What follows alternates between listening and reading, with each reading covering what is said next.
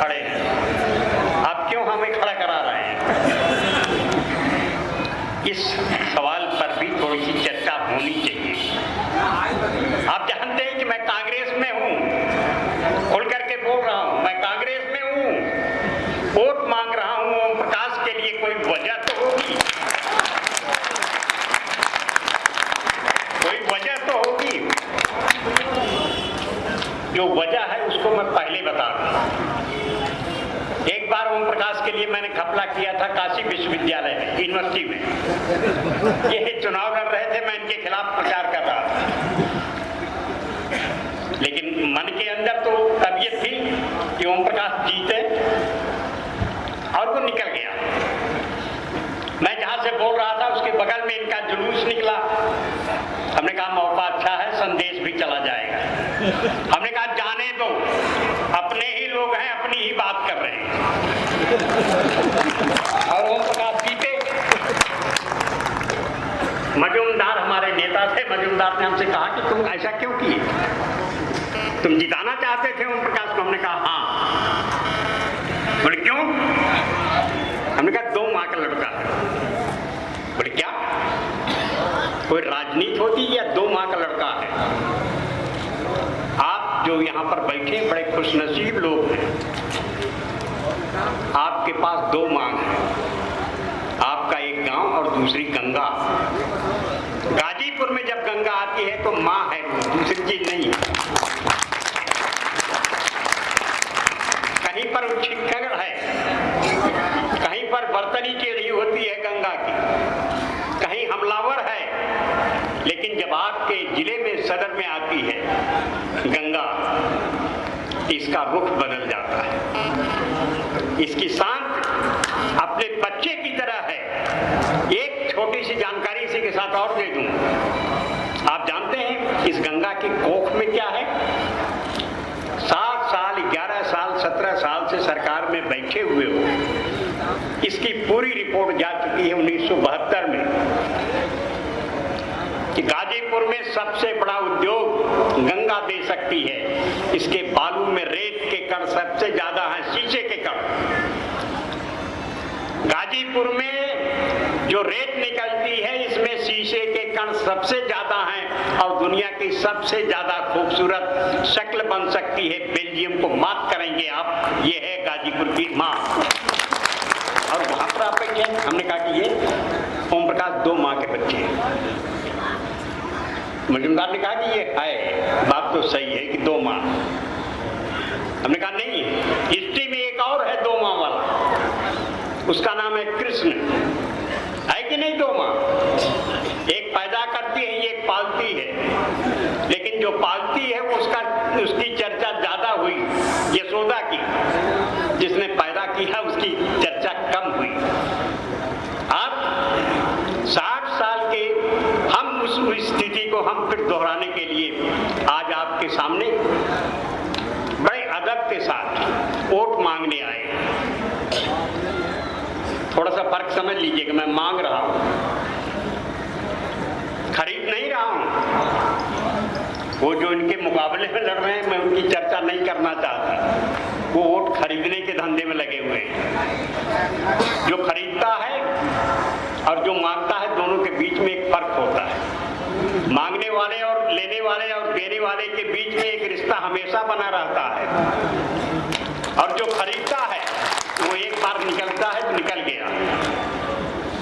आपका रिश्ता ओम प्रकाश से जो रिश्ता बनेगा, तो कौन सा रिश्ता बनेगा? मांगने वाला। आप जिंदगी भर ओम प्रकाश का कॉलर पकड़ करके कह सकते हैं कि हमने ओम प्रकाश तुमको यहां से जिताया है। वोट खरीदा नहीं गया। खरीदने वाले क्या कर रहे हैं? पाव है चना दे करके वोट खरीदने आए, अपनी तस्वीर लगाए घूम रहे हैं। है कि नहीं है? आधा किलो तेल लिए घूम रहे हैं कि हमको वोट दे दो। तस्वीर देखिए इनकी, इनको शर्म नहीं आती? हमको गुलाम बनाने पर तुले हुए हैं। 100-200 रुपया दिखा देंगे और कह रहे हैं कि हमने मुफ्त में दिया। कभी आपने पूछा? आप जानते हैं आज मैं बोलने के मूड में नहीं था। आजकल मैं संवाद कर रहा हूँ, बात कर रहा हूँ, मेरी तबीयत थी कि आपके बीच में आ जाता, बैठता और आपसे बात करता। आज राजनीति में संवाद खत्म है। 80 फीट के डिस्टेंस से नेता बोलता है। आप तो ओम प्रकाश सामने है, 80 फीट के डिस्टेंस से पुलिस खड़े होकर के वहां से जूता मारेगी पहले मंच पर कि देखिए ये जूता वहां पर पहुंचता है कि नहीं।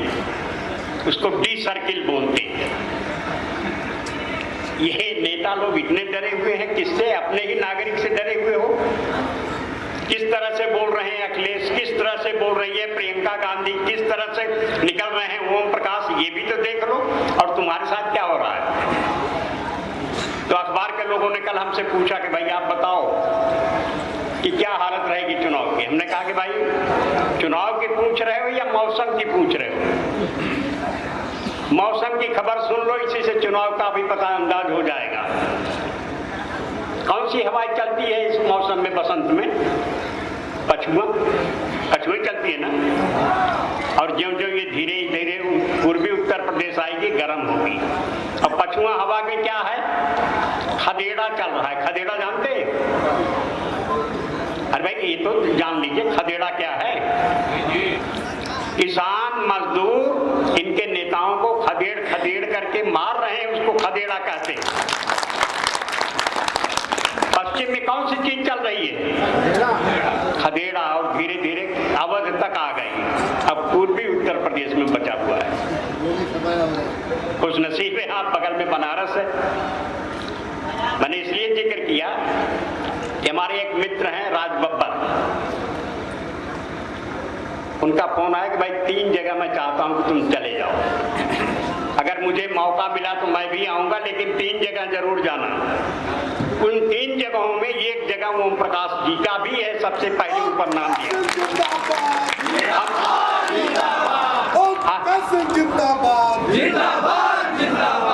हम आए हैं ओम प्रकाश के लिए। पूछिए क्यों? 60 साल का इस तक तवारीख फिर बदली जा रही है। सीमा पर कौन खड़ा है? गहमर खड़ा है कि नहीं सीमा पर? फक्र करो कि गहमर में खड़े होकर के हमको खुशी है कि हम गहमर की जमीन पर खड़े हैं, जहां से हमारे लोग सीमा पर खड़े होकर के हमारी हिफाजत कर रहे हैं। आपने केवल सीमा की ही हिफाजत नहीं की, सीना भी आपने मजबूत किया है।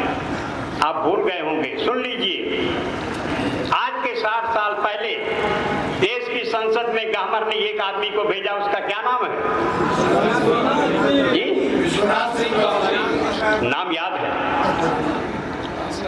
जरा उधार का विश्वनाथ गहमर ये मत खोजिए कि योगी आएगा, ये आएगा, दिस दैट आएगा, गुजरात आएगा। नो, गहमर आप अपने अंदर से पैदा करिए और गहमरी निकालिए।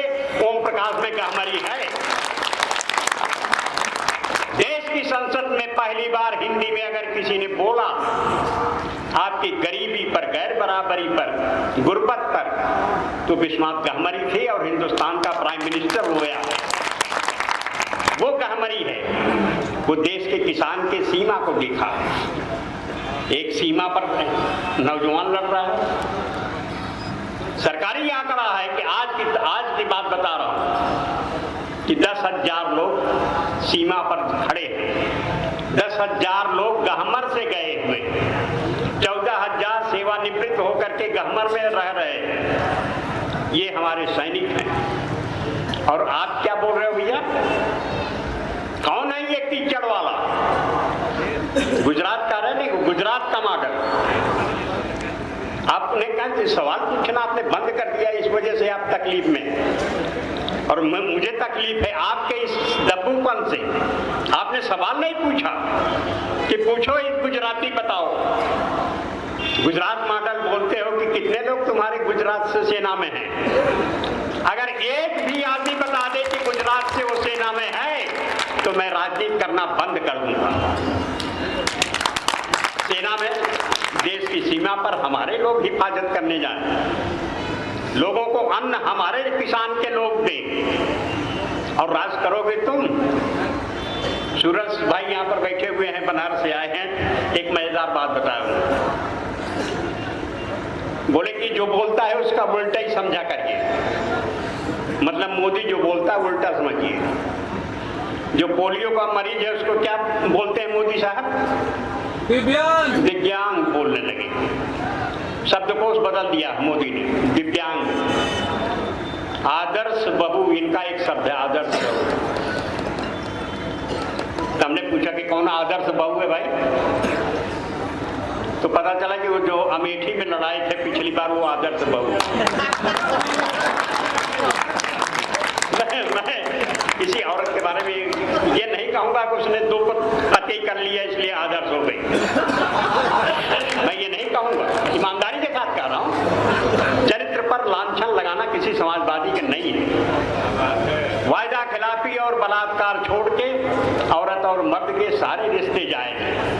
मन आ गया होगा स्मृति ईरानी का किसी दूसरे के हस्बैंड पर हो गया तो उसे हम क्या करें, लेकिन तुम आदर्श बहू क्यों कह रहे हो भाई?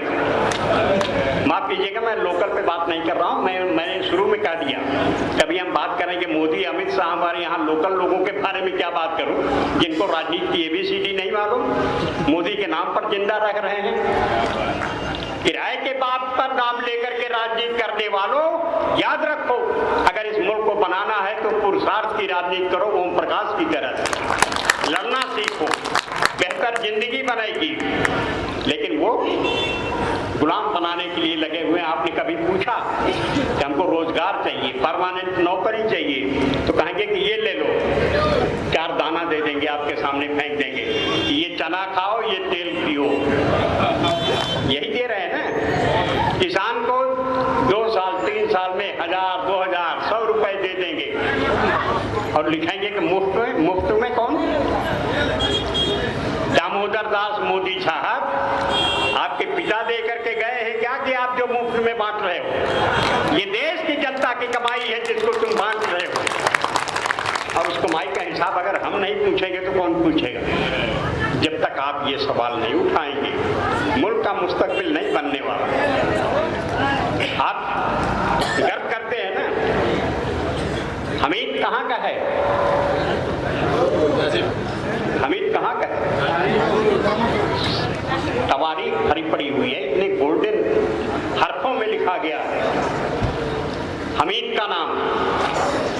वो हिंदुस्तान का बेटा है, न हिंदू है न मुसलमान है, वो हिंदुस्तान का बेटा। गंगौली यहाँ से कितनी दूर है? गंगौली नाम सुन लीजिए, नाम सुन लीजिए, बड़े बड़े विद्वान बनते हैं ये, हिंदुस्तान के हिंदुइज्म की बात करते हैं।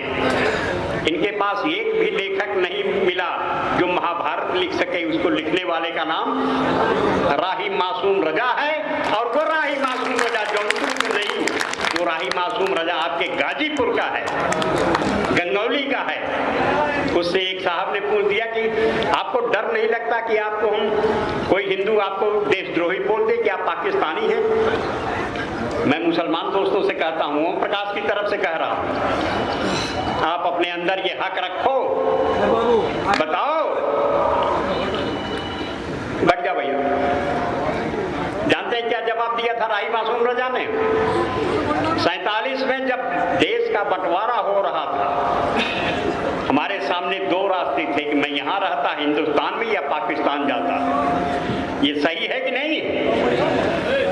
कि चाहे हम हिंदुस्तान में रहते या पाकिस्तान में रहते, लेकिन हमने हिंदुस्तान में रहना गवारा रखा, हमने हिंदुस्तान में रहना मुनासिब समझा।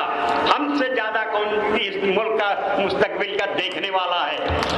तुम अपने बारे में फैसला करो कि तुम तो मजबूरी में हिंदुस्तान रह गए, तुमको कहाँ जगह मिल रही है?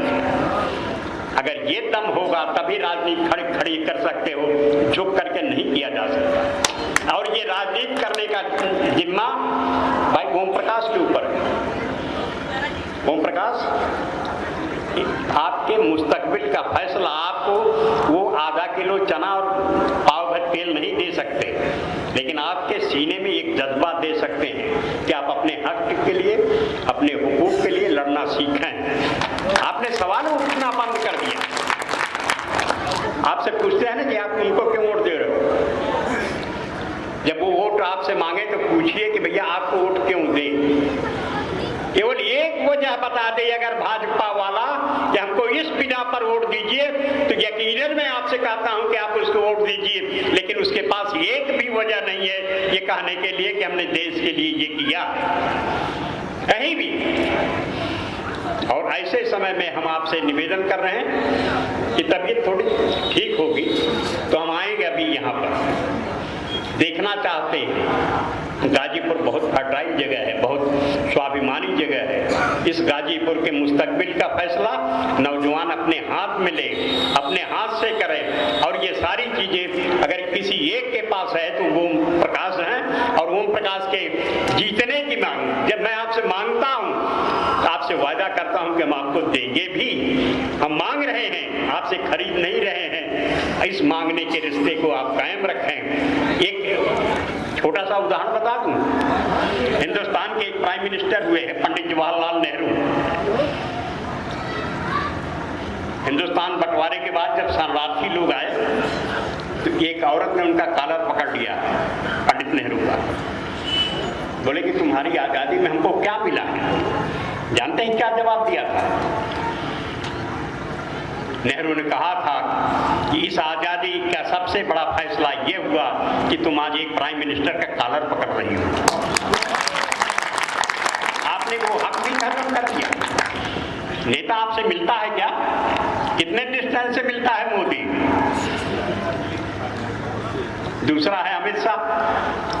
जितने भी इसके जराइम पेशे हैं, जितने भी इसके ऊपर मुकदमे हैं, सबके सब सरकार में आने के बाद सबसे पहले अपना मुकदमा हटवाते हैं।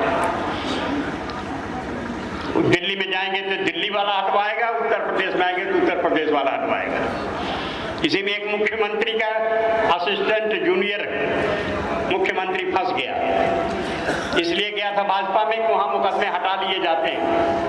गया बेचारा मुख्यमंत्री बन गया, वोट भी दिलवाया, लेकिन मुकदमा हटा नहीं है, फिर जेल जाने की स्थिति। चिराथू में हार भी रहा है और जेल भी जा रहा है। भाई आप एक सीधा सा सवाल पूछिए कि जितनी लिस्ट आई, अब की बार चुनाव आयोग ने बड़ा कमाल का काम किया। उसने कहा हर पार्टी से बताओ तुम्हारे पास कितने अपराधी को टिकट दे रहे हो। मेहरबानी करके आपसे कहता हूं, आपका हक है कि अपने नेता से पूछिए कि मैडम आपकी पार्टी में कितने अपराधी टिकट पाए हुए हैं और क्या सबसे ज्यादा हैं क्या? अगर ज्यादा हैं तो आप मेहरबानी करके वोट मांगना बंद कर दीजिए। अगर आपको वोट दिया गया तो अपराधियों की ही सरकार बनेगी, दूसरे की सरकार नहीं बनेगी। राजनीति खुद में एक धंधा है, राजनीति खुद में एक कर्तव्य है, लेकिन बाकी लोग कहां से आ रहे हैं? ठेकेदारी करोगे आप, बंगाल में ठेकेदारी करोगे, उड़ीसा में ठेकेदारी करोगे, बिहार में चुनाव लड़ोगे, उत्तर प्रदेश में नहीं खुद लड़ोगे, किसी को लड़वा दोगे। ये कौन सा तरीका है भाई? और ईमानदारी से अगर हिम्मत है तो खुद लड़ो, लेकिन ये नहीं करेंगे, प्रपंचे में आएंगे। दर्जन भर मुकदमे हैं कत्ल के, बलवा के, जुल्म के, लेकिन वो चरित्र की बात करेंगे। उत्तर प्रदेश का एक उप मुख्यमंत्री हमसे बड़ा नाराज हुआ, लिख दिया था किसी अखबार में। हमने कहा कि मुझे हंसी आती है और हर कोई समझदार आदमी हंसेगा जब यह मुख्यमंत्री उप मुख्यमंत्री कहेगा कि राजनीति में भ्रष्टाचार और अपराधी नहीं आने चाहिए। ये बयान है उनका। तो आप कैसे किस रास्ते से आ गए? ये इनका कोई जवाब नहीं। आप एक बात जान लीजिए कि आप अपने हक और हुकूक के लिए जब तक खुद नहीं लड़ेंगे, कोई दूसरा आपके मुस्तकबिल को खुद सुधारने वाला नहीं है और न कोई सुधारने की जिम्मेदारी लेगा। आपको जब से ये आए हैं तब से गुलाम बना करके रख दिए। आज लड़ाई नोट कर लीजिएगा, ओम प्रकाश या किसी और की नहीं है। ओम प्रकाश सिंबल है, प्रतीक है। आज लड़ाई है राजशक्ति और जनशक्ति के बीच में। राजशक्ति और जनशक्ति, राजशक्ति अगर जीत गई तो देश में तानाशाही आएगी, और अगर जनशक्ति जीत गई तो